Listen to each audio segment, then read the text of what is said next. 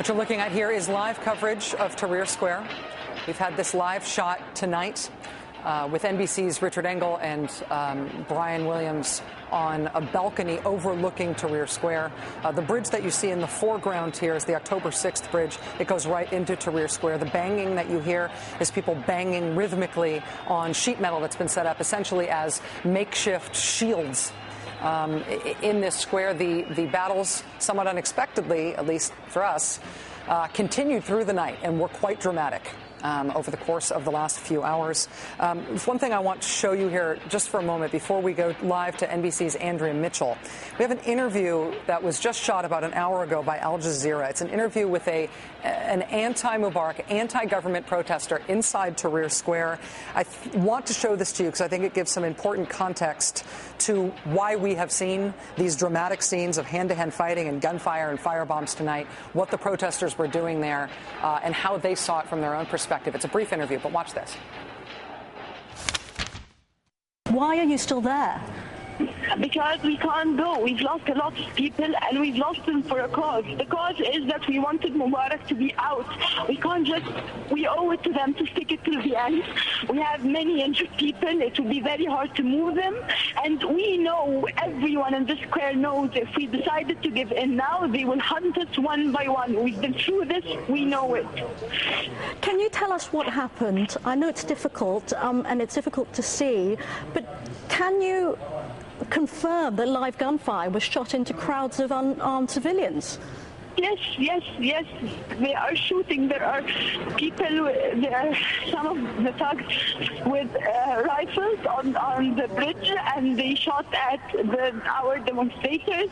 Every couple of minutes you find the ambulance coming, carrying wounded, and every now and then you find them carrying someone dead.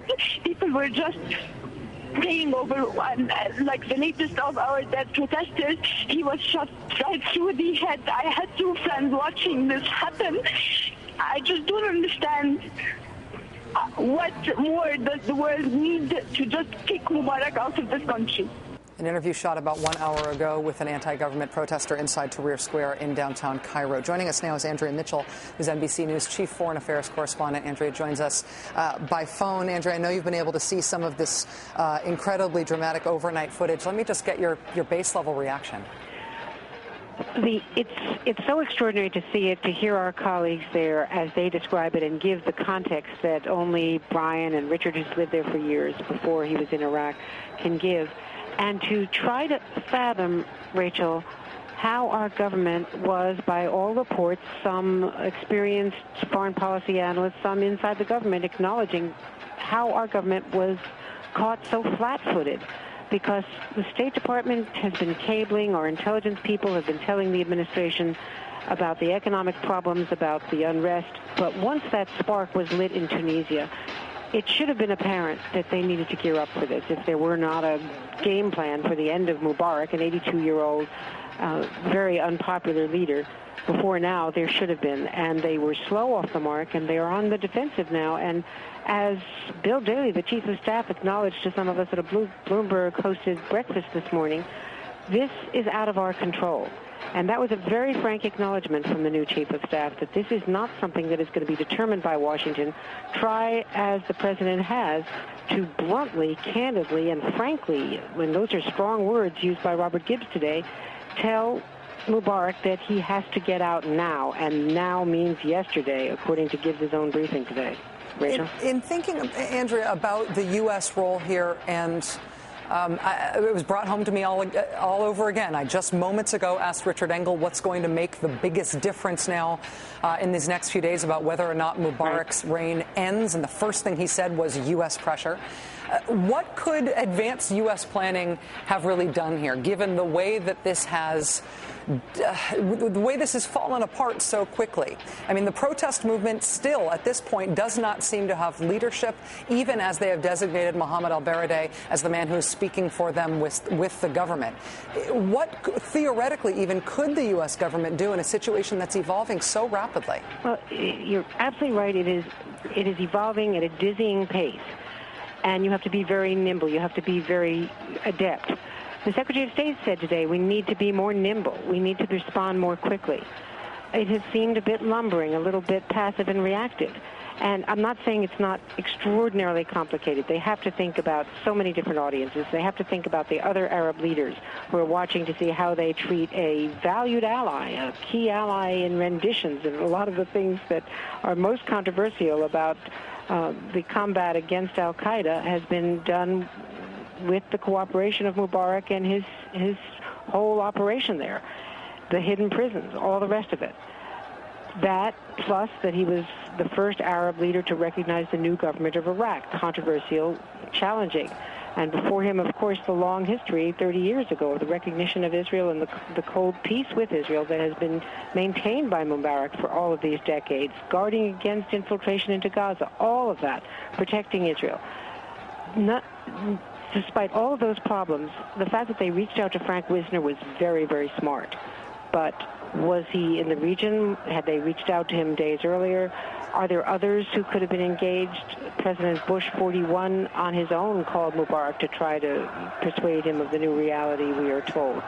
There were other Arab leaders that the State Department and the President have been reaching out to in the last 48 hours. Could they have been organized earlier to try to impress upon Mubarak that his legacy, his family name, his achievements, however he wants to view them, will depend on the way he leaves office, but that he has to leave, and probably within the next couple of days, to avoid further bloodshed. Andrea, as we look at live shots right now, it's after dawn. We can see in Tahrir Square the numbers of people there, again, seeming to be rising quickly as the morning grows, as the morning light grows. The U.S. options at this point it seems like the U.S. options have changed in the past 24 hours. Mr. Mubarak, frankly, telegraphed that he would send his forces onto the streets to start to turn the protest movement into one that was terrifying and violent.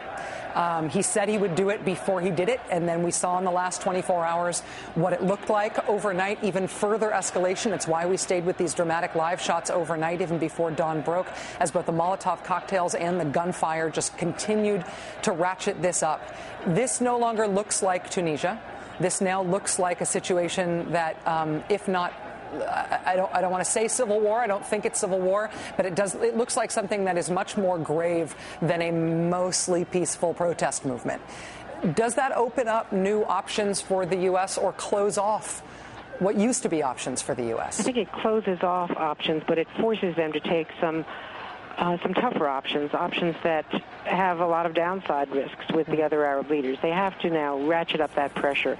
The president did that yesterday, but they didn't telegraph it. They were so concerned about any kind of background information getting out. They told some of us, but they certainly didn't properly communicate how concerned the president and his team are, and the fact that they felt the time frame that Mubarak was conceding was far too long. They never thought that what he was suggesting in his conversation with the president and his speech was adequate, but they didn't communicate that properly.